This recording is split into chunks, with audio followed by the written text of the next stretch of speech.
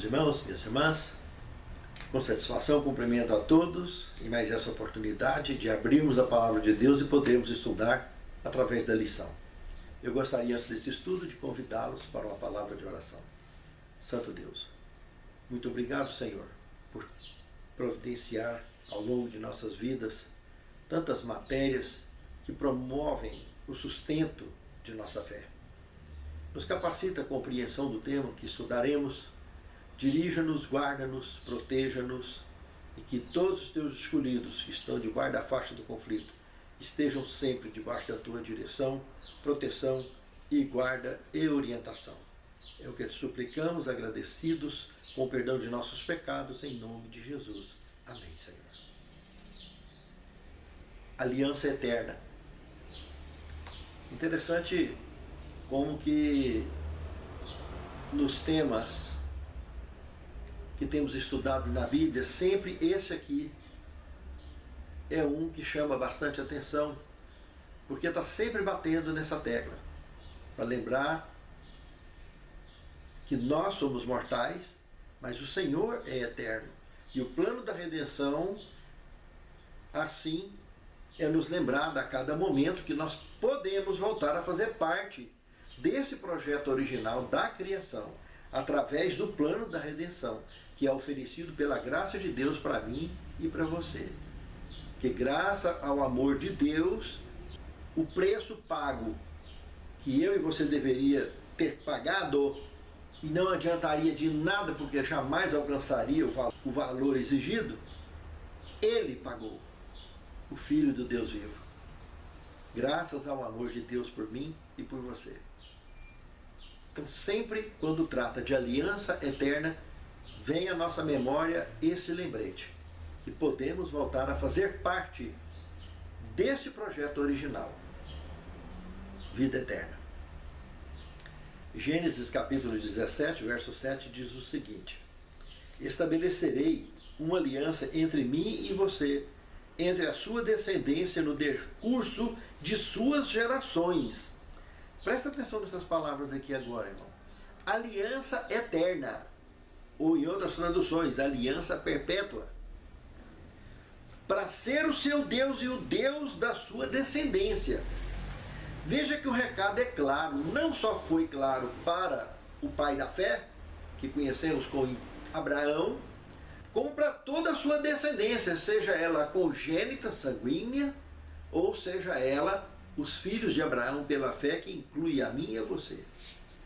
Por isso ele se identifica como o Deus da sua descendência. Não só foi o Deus de Abraão, como de toda a descendência dele. Aqueles que se vinculam a viver pela fé. No segundo tema, a aliança e o evangelho. Irmãos, a palavra evangelho quer dizer boas novas. E fica assim uma impressão que evangelho é o que nós conhecemos como as 4 histórias contadas pelos 4 evangelhos que temos na Bíblia Sagrada. Mas devemos nos lembrar que evangelho foi pregado aos nossos primeiros pais assim que eles pecaram dentro do jardim. As boas novas do que aconteceria no planeta foi dito ali para eles. As boas novas que aconteceriam na vida deles foi dito ali. Foi preparado ali para que eles, ao saírem dali, se mantessem de maneira mais correta possível, conectados ao Senhor. Porque com o jardim eles seriam desconectados temporariamente, até que o dia pudesse retornar de vez, se aceitassem o plano da recuperação. Eles estavam sendo enviados então para fora do jardim, como se fossem para um centro de recuperação, para que então, durante esse tempo, Deus ministrasse a forma clara de tudo isso ser resolvido. E que eu e você hoje conhecemos com clareza, como acabamos de comentar na abertura desse tema. Boas novas também foram pregadas durante 120 anos, antes de estourar o dilúvio. Imagino tanto de evangelismo que não foi promovido por Noé e por seus 3 filhos, e pelas 4 esposas desses 4 personagens que entraram na arca. Todos eles tentaram arrastar o máximo de gente possível para esse projeto especial da arca. Lamentável que os bichos deram mais ouvido do que a humanidade. Os animais, aves, répteis de toda espécie deram ouvidos e vieram para a arca. Seres humanos, só 8 se envolveram nesse projeto. Sodoma e Gomorra também teve oportunidade de boas novas e somente 4 pessoas ouviram. E dessas 4, uma delas, já fora da cidade, resolveu desertar da rota do preparo, para prosseguirem na vida. Sabe, irmãos, é muito curioso que essas boas novas aconteceu na história do povo de Deus o tempo todo. Aconteceu lá nos dias do Êxodo, durante o Êxodo, o tempo todo, durante 40 anos. Aconteceu antes da primeira destruição de Jerusalém e antes ainda da destruição de Samaria, dentre outras oportunidades do Antigo Testamento e então no Novo Testamento, de forma gritante, no ministério e vida de nosso Senhor Jesus Cristo. Em Atos dos Apóstolos, o tempo todo, e hoje não é diferente. Boas novas. Em Romanos capítulo 8, versos 22 e 23, fala que a criação de Deus todinha geme com dor de parto por causa do pecado, irmãos. Até nós que temos as primícias do Espírito, gememos, irmãos, debaixo dessas consequências terríveis no planeta em que vivemos, neste mundo em que vivemos, e isso é em qualquer lugar do universo onde tenha o traçado do conflito, do pecado. Mas diz que aqui, no verso 23, que Deus está guardando a nossa adoção, a nossa aceitação nessa adoção, exatamente para voltar a fazer parte do projeto original de Deus, vida eterna, sem gemura, sem dor, sem pranto e sem lágrimas, como diz Apocalipse capítulo 21, verso 4 e 5. Pense nisso, amado irmão. Vamos dar ouvido às boas novas para os nossos dias e ser diferentes. Pelo que vimos, então, boas novas é tão antigo quanto a aliança eterna de Deus com os seus descendentes, começando com os nossos primeiros pais. Sempre através das boas novas, essa estratégia Deus sempre usou para resgatar o relacionamento com aqueles que viraram as costas para Ele um dia, para tentar conquistá-los de volta e reincluí-los, reinseri-los no projeto original do amor de Deus. Pense nisso, é muito profundo. Terceiro tema, aliança e Israel. Irmãos, se nós analisarmos Deuteronômio capítulo 9, verso 5 e o verso 27, nós vamos observar aqui, irmãos, que dentre as coisas orientadas aqui, está dizendo o seguinte, que por causa da maldade delas e também para confirmar a palavra do Senhor, seu Deus, jurou a seus pais, Abraão, Isaque e Jacó. Essa aliança, que o tempo todo Deus está tentando nos fazer lembrar, isso já vem na história do seu povo, desde a antiguidade. Foram quase 500 anos, irmãos, só do prisma em que ela foi dito aqui, para Abraão, até que se cumprisse nos dias de Moisés, que escreveu isso aqui. Quase 500 anos. Hoje já são mais de 2000 anos que esta mesma promessa foi feita para mim e para você. Entende, irmãos? Lá para Israel, Deus ia reincluí-los na terra de Canaã, que sempre serviu como um enfoque da Canaã celestial. Sempre foi uma sombra, um foco disso aí. Lembrando que a terra do Canaã está no coração da antiga região onde um dia foi o Jardim do Éden.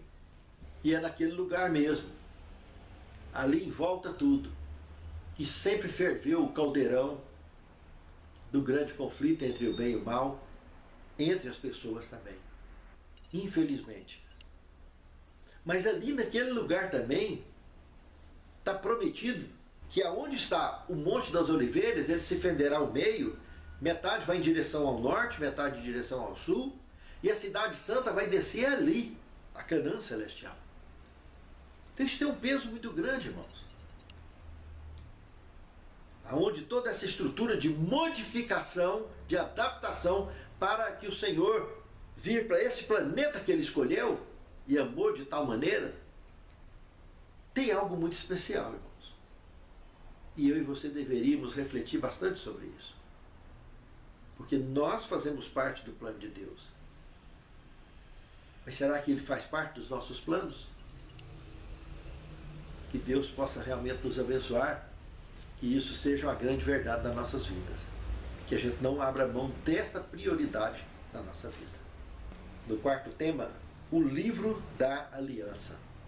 Irmãos, se observarmos no capítulo 5, verso de 1 a 21 do livro de Deuteronômio, eu destacaria a coluna dorsal que está no verso 3.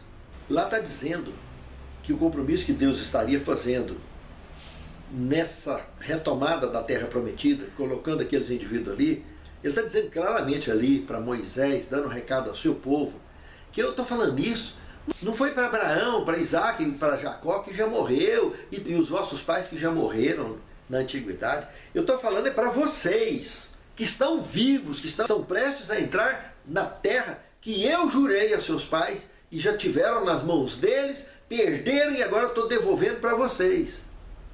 Presta atenção, irmãos. Esse recado está sendo dado para nós que estamos vivos, irmãos. Hoje, essa Canaã, agora a celestial, ele está mostrando tudo isso que está acontecendo no planeta para chamar a minha e a sua atenção. Porque o assunto está relacionado comigo e com você agora. E não é para uma terra aqui nesse mundo, mas para aquela que está lá no céu. Antes dela voltar para cá, nós precisamos de ir para lá, fazer parte dela, conforme Apocalipse capítulo 20 nos orienta passo a passo. O milênio apocalíptico. O primeiro dia desse milênio é o grande dia da ira de Deus, aonde eu e você, por sua vez, vamos fazer parte da misericórdia plena de Deus nesse dia, graças à nossa conexão com Ele.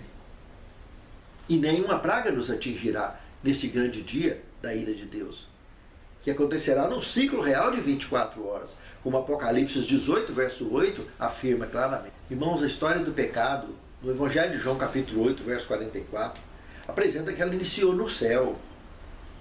O anjo caído aí nesse texto está dizendo que ele já era homicida, irmãos, e já era mentiroso. Quando que está falando lá? No princípio, desde o princípio. Quando a gente olha para o princípio, nós vamos lá para Gênesis capítulo 1, verso 1, e está apresentando exatamente antes dessa terra receber forma e vida. Já esse princípio criacionista já acontecia.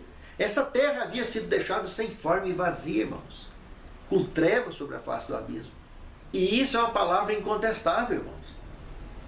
Nesse período que Jesus aqui então, no Evangelho de João, comenta que havia já homicídio e mentira nesse personagem, o anjo caído, esse planeta ainda não tinha sido povoado. E a história do grande conflito já se desenrolava. Esse anjo caído, muito depois daqui ter sido formado e dado vida, quando fez nossos primeiros pais caírem há 4.000 anos antes de Cristo, houve a batalha no céu e ele foi expulso de lá e foi lançado aqui na terra. Sabemos que foi nesse período, porque lá no Apocalipse capítulo 12, versos de 7 a 12, destaca o envolvimento do período graças à citação do dragão, antiga serpente e Satanás. Ele relaciona o tempo em que haveria acontecido essa batalha. É um quebra-cabeça, basta montar as peças, a gente consegue observar. Esse indivíduo foi expulso de lá, irmãos. E nós somos convidados a fazer parte de lá. No Evangelho de João, no capítulo 14, verso de 1 ao 3, Jesus fala para nós não nos preocuparmos, não ficarmos ansiosos e crer nele e também no Pai. Porque lá na casa dele tem muitas moradas e ele iria lá para preparar lugar para nós e que, se fosse, voltaria para buscar a mim e a você. A promessa é para quem está vivo, irmãos. Porque os que já morreram, descansaram nessa promessa. Eles só vão lembrar da promessa assim que ressuscitar, porque perceberão que foram encaixados na promessa. Assim como descansaram cientes na fé. Nós, os que estamos vivos pela fé, nos agregamos a isso, nos apegamos a essa promessa, para que possamos cumprir com a missão que o Senhor tem nos confiado. No quinto tema, seu povo especial. Irmãos, aqui no capítulo 18 de Deuteronômio, no verso 9, diz o seguinte: quando vocês entrarem na terra que o Senhor, seu Deus, lhes der, não aprendam os costumes abomináveis daqueles povos. Irmãos, a grande preocupação de Deus conosco é a contaminação. A contaminação que é inevitável, não por ter contato com as pessoas, porque precisamos de evangelizá-las. Precisamos de convidá-las, mesmo como mortais que somos, convidar outros mortais a fazer parte desse contexto, de maneira clara de que perfeito é só o Senhor que está nos céus. Mas uma coisa é você se agregar a essas pessoas para estender-lhes as boas novas, outro fato é você ser agregada a elas para se submeter aos seus hábitos. Nós somos chamados de povo da luz e somos assim projetados no mundo por Cristo como luz no mundo e sal da terra. Agora, se ao agregarmos com as trevas, apagamos a nossa luz, ficou tudo errado. Está fora do contexto. Luz e trevas não é aquilo que eu e você determina como luz e trevas. É o que a palavra escrita e a palavra viva fala claramente na nossa vida e no contexto de toda a nossa existência. O está escrito é muito claro, mas nós temos um hábito de determinarmos em nós mesmos ou na vida dos outros o que é certo e o que é errado. Não somos nós que determinamos isso. A própria razão está inserida no contexto sagrado. E respeitar o contexto sagrado é respeitar isso, sem ficar formando tradições e regrinhas para estar julgando as pessoas, estar classificando as pessoas. Joio e trigo vivem juntos. Só Deus separa um do outro. A nossa vida é feita de escolhas, mas somos convidados a ser um povo especial. O que é um povo especial? Pedro tem uma maneira muito feliz de usar essa expressão. Ele chama de raça eleita, sacerdócio santo. Raça eleita, a diferença dela para a raça caída é somente essa. Porque ele é especial. Ele aceita o perdão de Deus, ele busca o perdão de Deus, ele aceita a graça de Deus e ele promove as boas novas. Ou seja, ele é um convertido. Ele não ensina religião para as pessoas, ele não ensina tradição para as pessoas, ele ensina a palavra de Deus. Ele ensina a essência da palavra de Deus. Justamente para que a mente humana seja sempre lembrada que ela é livre, criada com livre-arbítrio, julgada e consagrada assim pelo Deus Criador. Pense nisso. Nós ensinamos a Bíblia, nós ensinamos a palavra viva, nós ensinamos a palavra de Deus, da forma que ela se comunica conosco, estudando, refletindo e ensinando. E isso não nos faz melhor do que ninguém. Então, fazendo mais do que a obrigação de estarmos conectados com a luz e, evidentemente, transferindo a luz para aqueles que nos cercam. É assim que cobriremos a face da terra, pregando o Evangelho no mundo ao nosso redor. Pense nisso. É muito profundo. Outras imagens. Sexto tema. No livro de Deuteronômio, no capítulo 8, verso 5, tem um texto que nós podemos também compará-lo com Hebreus capítulo 12, verso 6. Onde é dito uma reflexão muito clara de que o Senhor açoita e castiga todo aquele que ele toma por filho. Lá em Deuteronômio ele comenta que saberás em teu coração que assim como o homem castiga ou corrige ao seu filho, eu também castigo. É o mesmo tema que Paulo comenta no livro de Hebreus, no capítulo 12, verso 6. Irmãos, isso nos chama a atenção para reflexão e reavaliação da nossa vida, da nossa conduta, da nossa forma de viver, de pensar e de escolher.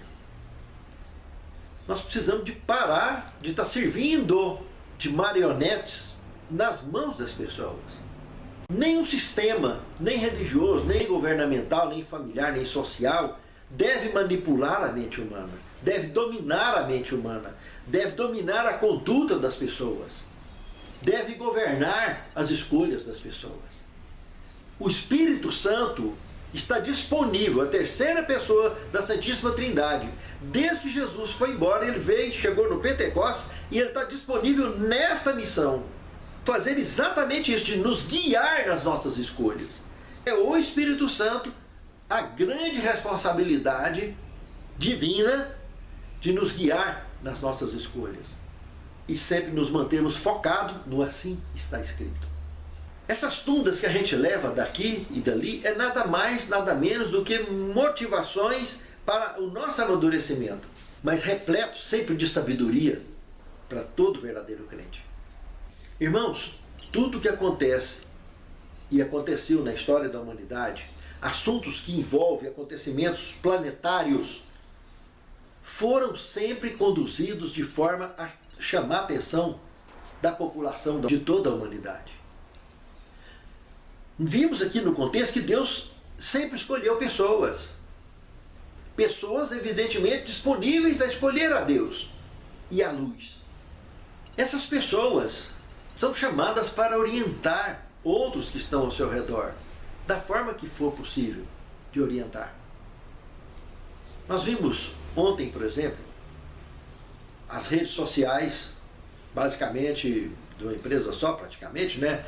Facebook, WhatsApp, Instagram, etc. Empresa mundial parou por diversas horas.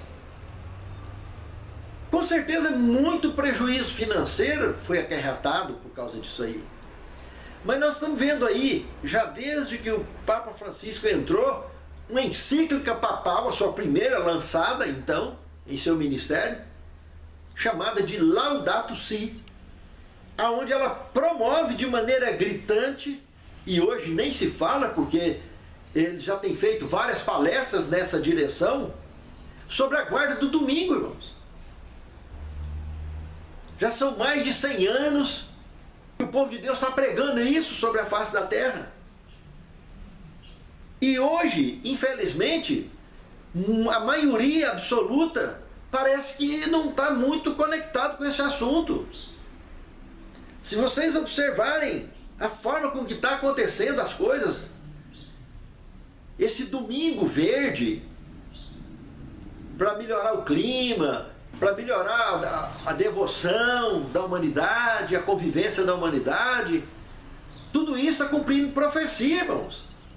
Nós temos falado já há muito tempo, dentro da Escatologia 5, nós comentamos, e temos comentado em diversas lições, como outros estudiosos também, sobre a questão da implantação da 5G, e não só 5G, logo vem 6G, 7G, 8G, é um monte de G, mas que arrebenta com a gente toda, que vive sobre o planeta. Tudo isso está voltado para uma forma fácil de manipulação mental da humanidade. Domínio da humanidade. A quebra da economia mundial, promovida pelo dragão e seus assessores, que ele também vai sofrer a quebra, claro, porque ele também vai entrar em crise. Só que a crise do dragão vai influenciar a crise mundial. O dragão representando Satanás, que já é caído, que já é quebrado desde que saiu do céu. Seja representando a China, que está sendo usada como um comunismo internacional, fortalecendo a sua ideologia sobre a face da terra. Seja através dos governos que se aliam a ela em qualquer país, em qualquer nação do mundo, todos estarão submetidos no efeito dominó de uma crise tremenda. Essa pandemia que sacudiu a história da igreja, sacudiu a história da humanidade, jogou o povo no chão. Quantos e quantos que preferem qualquer coisa para não ter o vírus. E aí aceitam uma série de imposições completamente sem fundamento científico e muito menos social ou teológico. Nem se fala. Irmãos, se o planeta para com qualquer coisa, está tudo conectado, está tudo interligado. As potestades da maldade têm uma agenda global que eles estão preparando para levantar e apresentar um líder mundial para dominar o planeta Terra. E o decreto dominical vai ser o que vai sair dos Estados Unidos para cá, porque os Estados Unidos têm a soberania mundial por ter ganho a Segunda Guerra Mundial. Não vai sair de nenhum outro lugar, vai sair de lá. Qualquer nação que tenha domínio, seja econômico, seja bélico, sobre a face da Terra, terá que agir através dos Estados Unidos, numa aliança plena, que é o que a Bíblia fala. Que os 3 espíritos imundos, semelhante a rãs, vai de encontro aos reis da terra para nos congregar em batalha, aonde eu e você, como os amigos de Daniel atravessaram na fogueira para lá e para cá, nós atravessaremos ao encontro com o Senhor nos ares, no meio dessa fogueira, sem queimar nada. E o planeta estará debaixo do que Pedro comentou em 2 Pedro 3, de 8 a 12. Os elementos ardendo se fundindo, e a terra e as obras que nela há, todas se queimarão. Havendo, pois, de perecer todas essas coisas, mas que nós devamos ser pessoas de santo trato e piedade, preparando-vos para o dia da vinda de Deus. Pensem nisso, amado irmão. É muito sério. Fiquem atentos, acordem, fiquem ligados. São assuntos que estão envolvendo a humanidade.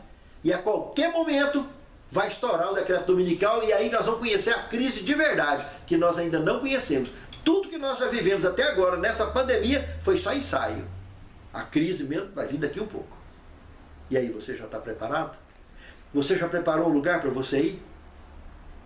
Pense nisso. Antes que seja tarde demais. 7º tema, Deus é amor.